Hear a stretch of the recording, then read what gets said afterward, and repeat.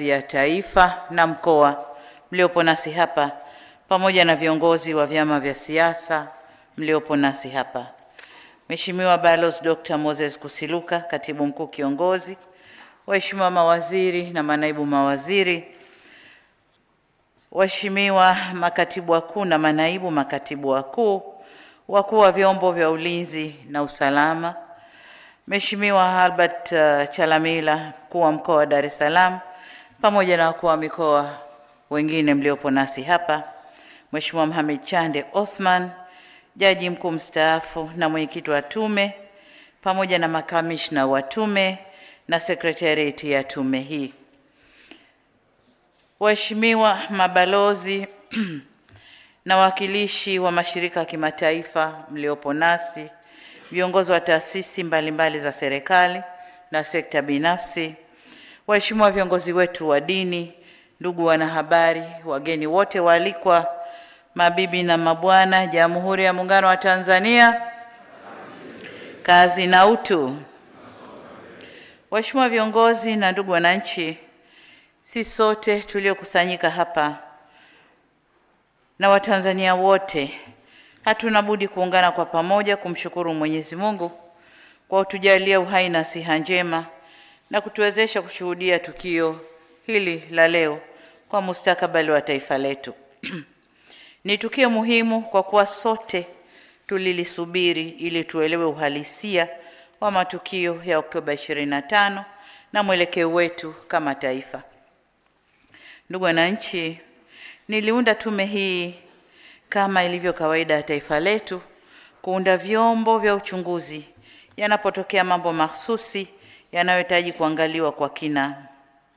Hii ni tume ya 6 au ya 7 katika historia ya nchi yetu.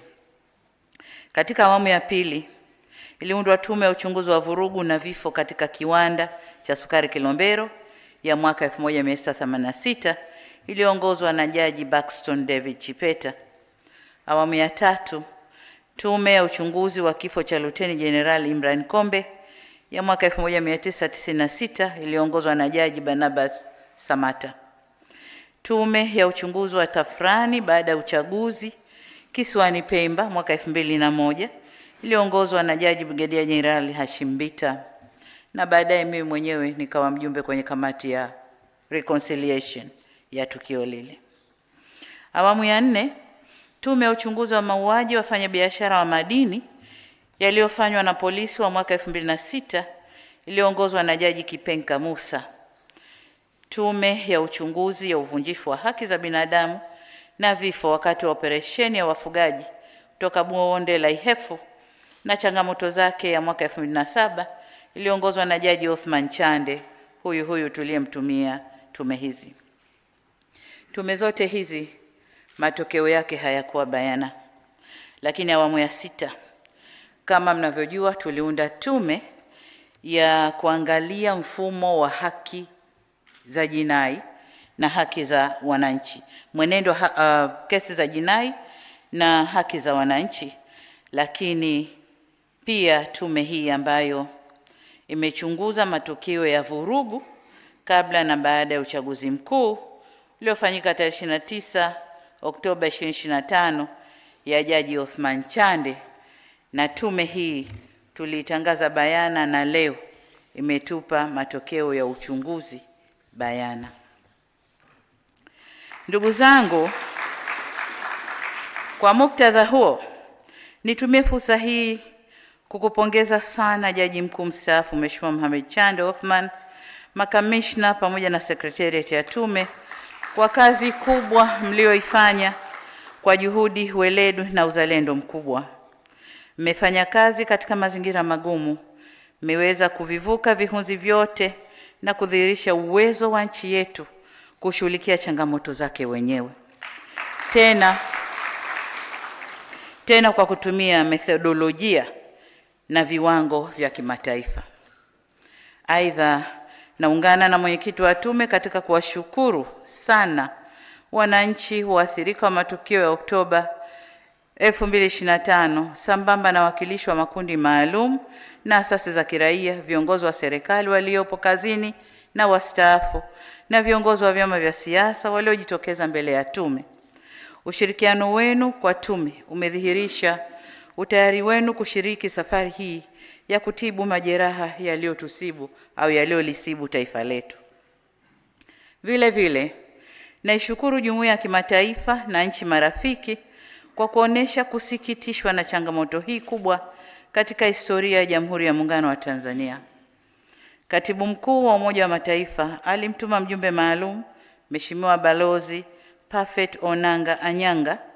Katibu Mkuu wa Jumuiya ya Madola alimtuma mjumbe maalum Rais mstaafu wa Malawi Mheshimiwa Dr. Lazarus Makathi Chakwera, na vile vile Umoja wa Viongozi Wanawake wa Afrika AULAN ukiongozwa na mwenyekiti wake Rais mstaafu wa Jamhuri ya Liberia Mheshimiwa Ellen Sirleaf walikuja nchini kufuatilia yaliyotokea.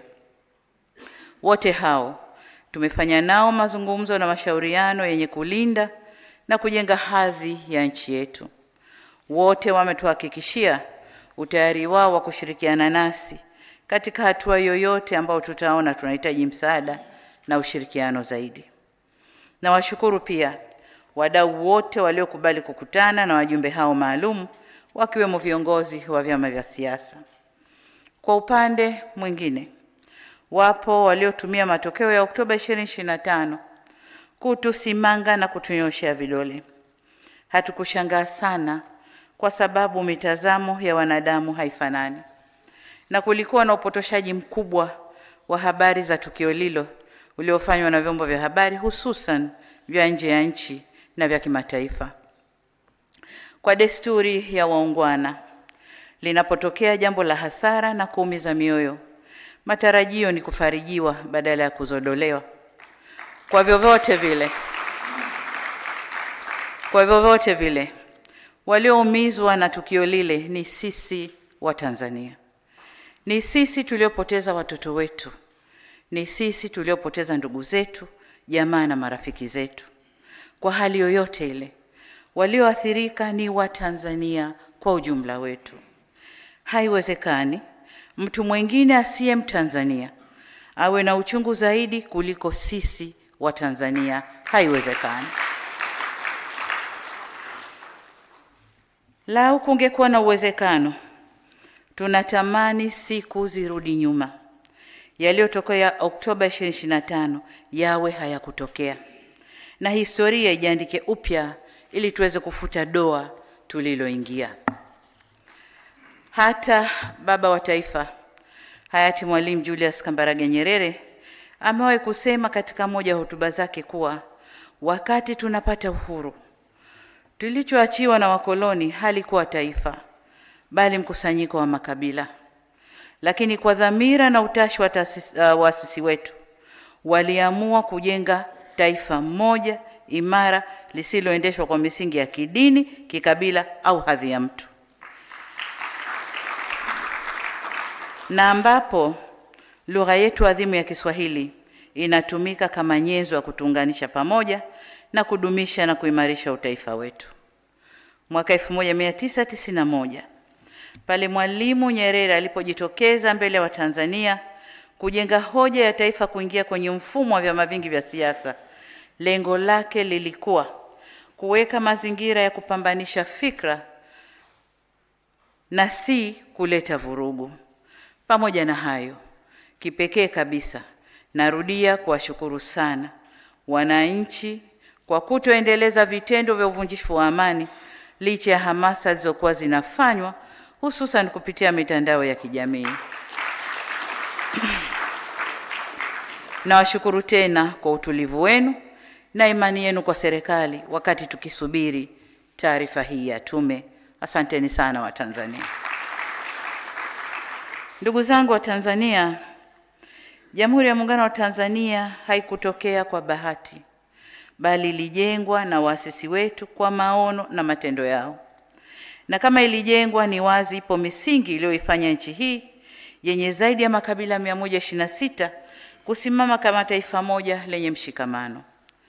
Hata baba wa taifa hayati Mwalimu Julius Kambarage Nyerere amewahi kusema katika moja ya hotuba zake kuwa wakati tunapata uhuru, kama nilivyorudia, tulioachiwa ilikuwa ni mkusanyiko tu wa makabila, lakini kwa dhamira na utashi wa waasisi wetu waliamua kujenga taifa moja imara, kama ilivyosema, lisiloendeshwa kwa misingi ile ya kidini na kikabila.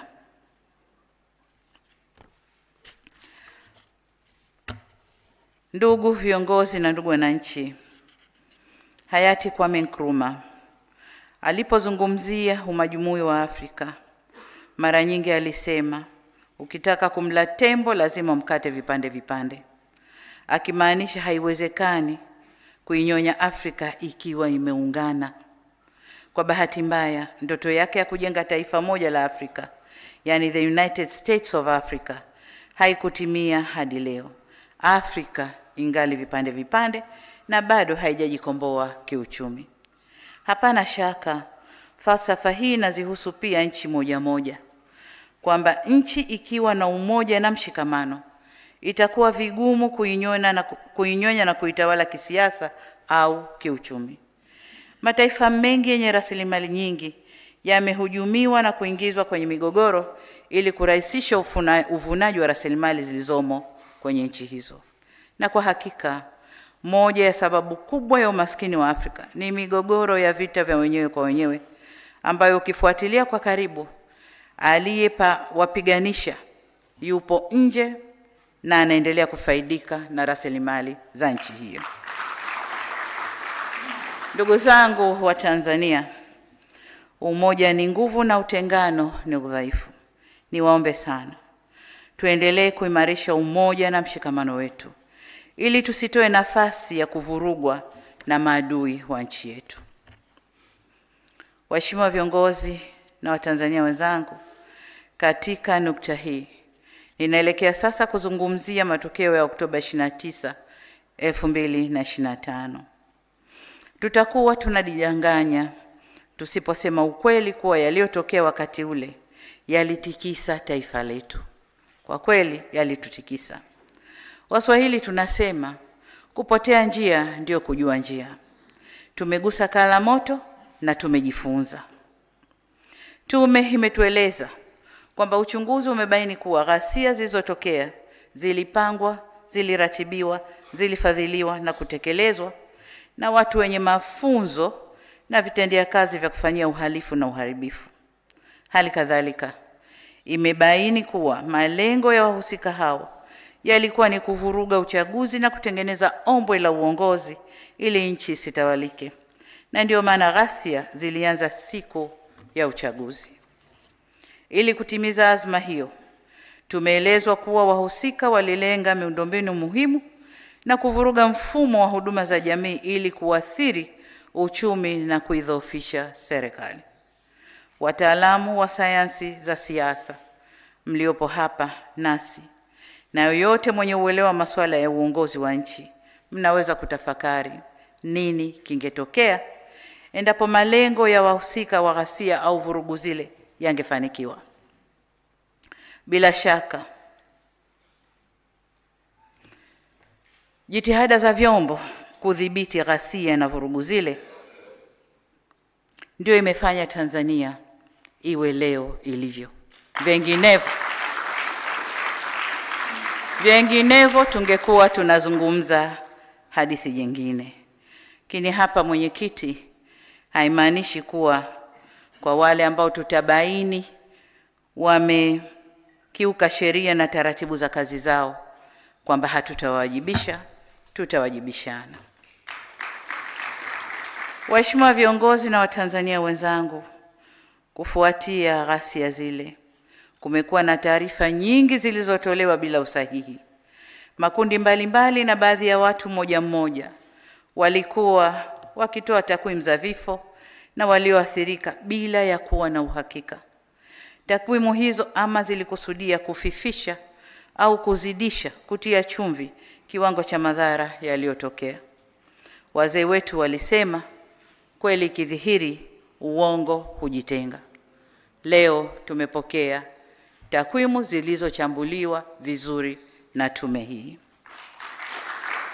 Tume imewasilisha taarifa yake inayotokana na uchunguzi wa kitaalamu na ukweli umebainika. Takwimu za idadi waliokufa, waliojeruhiwa na waliopata madhara mbalimbali zimechambuliwa na tume na tumezisikia. Aidha, tumeelezwa kuhusu uwepo wa madai ya baadhi ya wananchi ambao hawajaweza kuwaona ndugu zao au jamaa zao baada ya vurugu zile. Niwaahidi kuwa kama tume ilivyopendekeza, serikali itaendelea kufanya uchunguzi wa kina na wa kitaalamu ili tujue mambo haya kwa usahihi wake. Pendekezo la tume tumelipokea na tutalifanyia kazi na hatutachelewa. Ndugu zangu, katika kuwakumbuka na kutoa heshima kwa waliotangulia mbele ya haki, ninaomba tusimame kwa dakika moja. Tumuombe Mwenyezi Mungu azipumzishe roho zao mahali pema peponi. Kila mtu kwa imani yake.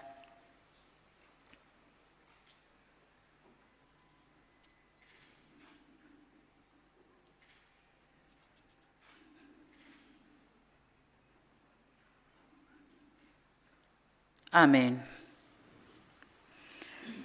Kwa masikitiko makubwa, nitoe tena pole kwa wazazi wenzangu waliopoteza vijana wao na kwa Tanzania wote tuliopoteza ndugu na jamaa zetu. Katika hatua nyingine, ninawashukuru Wizara ya Afya na wadau wengine wa afya zikiwemo hospitali za umma na hospitali binafsi kwa kufanya kazi usiku na mchana, tena katika mazingira magumu ili kuokoa maisha ya waliojeruhiwa. Ndugu wananchi, tangu uhuru na hata baada ya muungano, Jamhuri ya Muungano wa Tanzania iliamua kufuata mfumo wa kidemokrasia. Kwa nyakati tofauti tumekuwa na demokrasia ya chama kimoja au vyama vingi vya siasa. Kuanzia mwaka 1992 tumeamua kufuata siasa za demokrasia ya vyama vingi. Katika mfumo huu tunaendelea kujifunza na kukua katika mwelekeo huo. Nakumbuka Mwalimu Nyerere katika hotuba yake ya Juni 1991 akiwa jijini Rio de Janeiro kule Brazil alisema, na hapa na nukuu, kwamba demokrasia sio chupa ya Coca-Cola ambayo unaweza kuiagiza. Demokrasia inapaswa kuendelezwa kulingana na nchi yenyewe. Hii ndiyo imani yetu.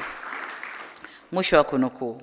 Kwa maneno mengine, demokrasia haina budi kujengwa kwa kuzingatia mazingira ya nchi na muhimu zaidi, mila na tamaduni za nchi husika. Sasa nasi kama nchi tuachwe tujenge demokrasia yetu kwa misingi yetu, mila na desturi zetu. Ndugu zangu, mliponikabidhi dhamana ya kuongoza nchi hii, nilibaini kuwepo kwa changamoto katika mfumo wa demokrasia na siasa za vyama vingi hapa nchini. Kulikuwa na malalamiko mengi kutoka kwa wadau wa siasa na wadau wengine kuhusu kunyimwa kwa uhuru wa kisiasa, uhuru wa kujieleza na changamoto katika mifumo ya uchaguzi.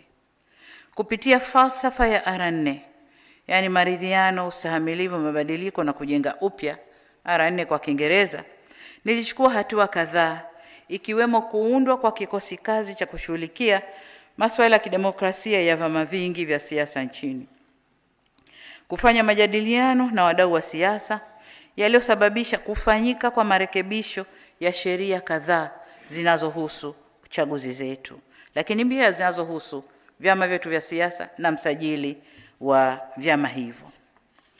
Hatua nyingine zilizochukuliwa ni pamoja na kuruhusu na kupanua wigo wa kufanya shughuli za siasa na kukuza uhuru wa vyombo vya habari. Pamoja na hayo, bado kuna mambo kadhaa ya kufanyiwa kazi katika mawanda ya siasa, ikiwemo suala la mabadiliko ya katiba. Kama mnavyofahamu na kama nilivyoahidi, tumepanga kukamilisha mchakato huu katika kipindi hiki cha pili cha awamu ya 6, na ni suala la kipaumbele kwenye ilani ya uchaguzi ya Chama cha Mapinduzi. Kwa upande mwingine, tume imebaini kuwepo kwa malalamiko yanayohusu uwajibikaji wa baadhi ya viongozi na watumishi wa umma katika kushughulikia changamoto na kuhudumia au kuwahudumia wananchi. Aidha, zipo tuhuma zinazohusu maadili ya viongozi, kiwemo rushwa, ubadhirifu na matumizi mabaya ya rasilimali za umma. Swala la ajira kwa vijana, kutokuwa na mazingira rafiki ya biashara na uwezeshaji wa wananchi kiuchumi nayo yameibuliwa. Ripoti pia imegusia kazi ya udhibiti wa vurugu na urudishaji wa hali ya usalama nchini iliyofanywa na vyombo vya ulinzi na usalama. Vile vile zimebainishwa changamoto zilizojitokeza na kupendekezwa hatua za kuchukuliwa ili kuongeza ubora wa kazi za ulinzi wa nchi na usalama wa raia wetu. Waheshimiwa viongozi na ndugu wananchi, kwa hakika katika safari yoyote ya maendeleo, changamoto haziepukiki na hatuna budi kuzikabili kwa nguvu ya pamoja. Kimsingi, dhana halisi ya maendeleo ni kuzikabili na kuzitatua changamoto ili tuweze kusonga mbele. Hili ni jukumu letu sote, upande wa serikali, sekta binafsi na wananchi wote kwa ujumla wetu. Si jambo la busara hata kidogo kuzigeuza changamoto hizi kuwa ni sababu ya kufanya vurugu na uharibifu na uhalifu. Changamoto kama hizi na zaidi ya hizi zipo kwenye nchi nyingi duniani, hata nchi zilizoendelea.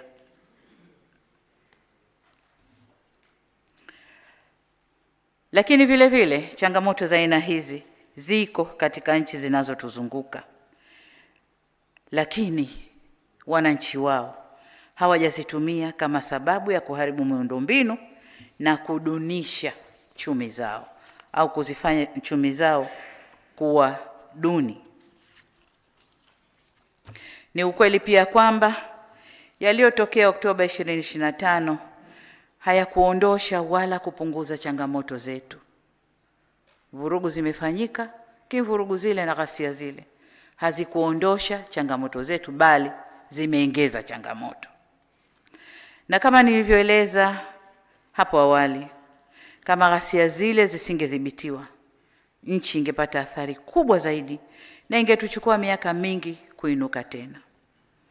Na wasihi wa Tanzania wenzangu, tutambue kuwa ni rahisi kupoteza amani, lakini si rahisi kuirejesha. Ni rahisi kuibomoa nchi, lakini ni vigumu kuijenga upya. Hapa nataka sote tufahamu kuwa hatima ya Tanzania ipo mikononi mwa Watanzania wenyewe. Nguvu ya ushawishi wa makundi ya nje inasaidia kuvunja amani, kuvuruga usalama na kubomoa nchi.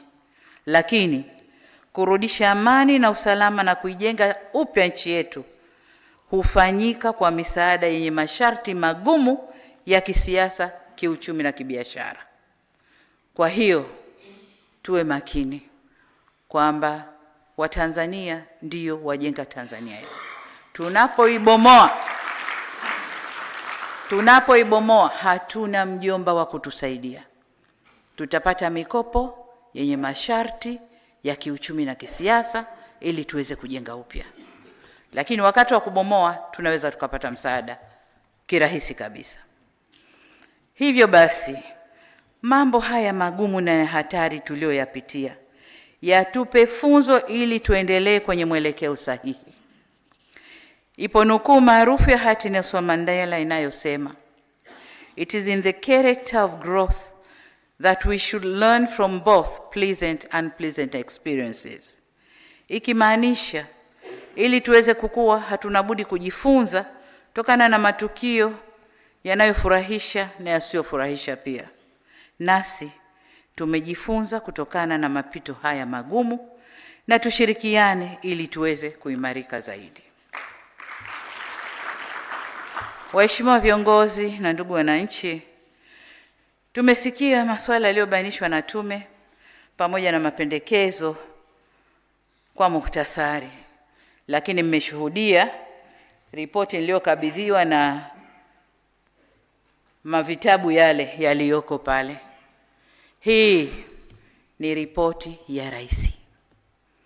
Aliyeunda tume ni rais na ripoti yote hii ni ya rais.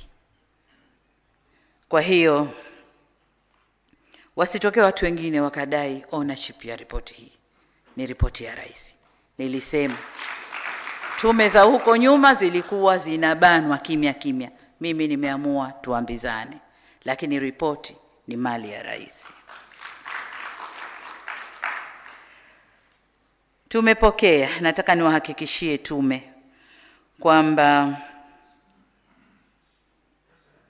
tumepokea mapendekezo yote yaliyowasilishwa na tutakayoyasoma kwenye makabrasha yale, na tutaanza kuyafanyia kazi mara moja.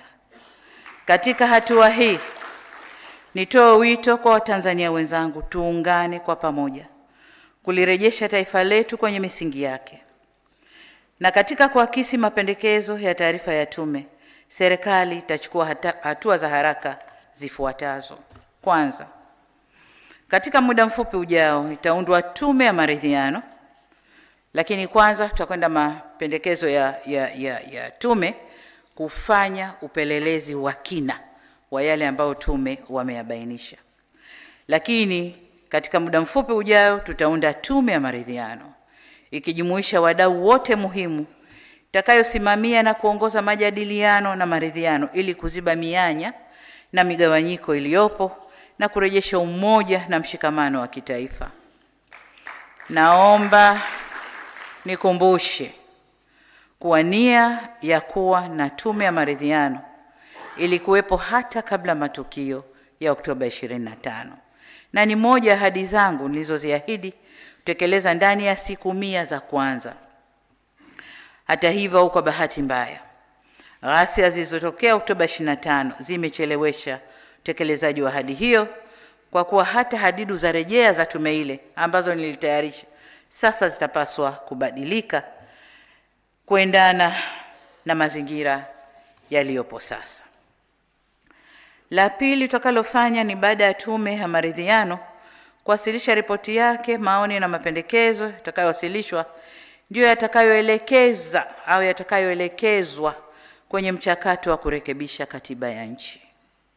Tatu, kwa kuwa ripoti imebainisha kuwepo kwa viashiria vya jinai kuhusu matokeo yale, tutaunda kama nilivyosema chombo maalum cha upelelezi kwa maana criminal investigation kwa ajili ya kufanya kazi iliyopendekezwa na tume. Ripoti ile au chombo kile kitaangalia masuala yaliyobainishwa na kubaini waliohusika katika kupanga, kuratibu na kufadhili matukio ya ghasia au vurugu. Lakini vile vile watajielekeza kubaini wahusika wa matukio ya uhalifu, kwa sababu kuna vurugu, kuna na uhalifu. Kuna wale wote ambao walikuwa wanavunja maduka, kuvamia na kuiba, tajielekeza huko. Kwa bahati nzuri picha zipo zitatuongoza kwenye mambo hayo. Lakini pia tume au chombo kitakachoundwa kitaangalia kwa undani vifo vya watoto na kushughulikia swala la madai ya miili ambayo haijapatikana. Tume hii itajielekeza huko pia. Tume itajielekeza pia kwenye masuala ya wanaodaiwa kutekwa na ambao taarifa zao hazijapatikana. Vile vile walioathirika nje ya eneo la vurugu. Tume itaangalia maeneo yote au hicho chombo kitaangalia maeneo yote haya. Jambo la 4 tutakalofanya ni serikali itaweka utaratibu wa kugharamia matibabu ya majeruhi wa ghasia ambao bado wanahitaji matibabu. Vile vile itagharamia vifaa saidizi na viungo bandia kwa waliopata ulemavu wa kudumu ili waweze kuyamudu mazingira yao ya kila siku. Natambua na kama ilivyosemwa hapa kwamba wapo wafanyabiashara ndogo ndogo ambao kwa uwezo wao hawawezi kuingia bima kubwa za kuweza kuwalipa. Basi nao tutaangalia hasara walioipata na kuangalia faraja tutakayoweza kuwafariji. Jambo la 5, navielekeza vyombo vya ulinzi na usalama kuendelea kutekeleza majukumu yake ili kuhakikisha nchi inaendelea kuwa salama. Jambo la 6, ghasia zile za Oktoba 25 zimegharimu maisha ya Watanzania wenzetu, raia na askari. Vifo hivyo vimetuumiza sana. Tuelekeze mioyo yetu kwa Mola wetu. Tuendelee kuombea ndugu zetu waliotangulia mbele za haki. Aidha, tuliombee taifa letu ili Mwenyezi Mungu aendelee kuliponya na kuliimarisha. Tusimame na maneno ya Mwenyezi Mungu katika kitabu cha pili cha Mambo ya Nyakati sura ya 7 mstari wa 14, ambayo yanasema, ikiwa watu wangu walioitwa kwa jina langu watajinyenyekesha na kuniomba na kunitafuta uso na kuziacha njia zao mbaya, basi nitasikia toka mbinguni na kuwasamehe dhambi zao na kuiponya nchi yao. Tusimamie hapa. Vile vile maneno ya Mwenyezi Mungu katika Qur'an tukufu sura Al-Araf aya ya 7 mstari wa 13 yanasema, Mola wetu, tumejidhulumu nafsi zetu, na usipotusamehe na kuturehemu, hakika tutakuwa miongoni mwa waliopata hasara. Sasa tusiwe, hasara ilishatokea, tusiendelee kuwa miongoni mwa waliopata hasara. Naomba sana tusimamie maneno ya vitabu vyetu vitukufu. Niwaombe sana viongozi wa dini wa madhehebu yote nchini, msimame kwenye nafasi yenu ya kuliponya taifa letu. Waheshimiwa viongozi na Watanzania wenzangu, wakati nikielekea kuhitimisha, nataka nikiri kwamba mimi binafsi sikutarajia kadhia hii ingetokea kwenye nchi yetu kipindi hiki ni kuwa kiongozi mkuu wa nchi. Jambo hili limenitwisha mzigo mzito mabegani kwangu. Lakini nataka niwahakikishie kwa kadri Mwenyezi Mungu atakavyoniongoza na atakavyonijalia, nitaubeba mzigo huu kwa ujasiri, kujiamini na tahadhari kubwa.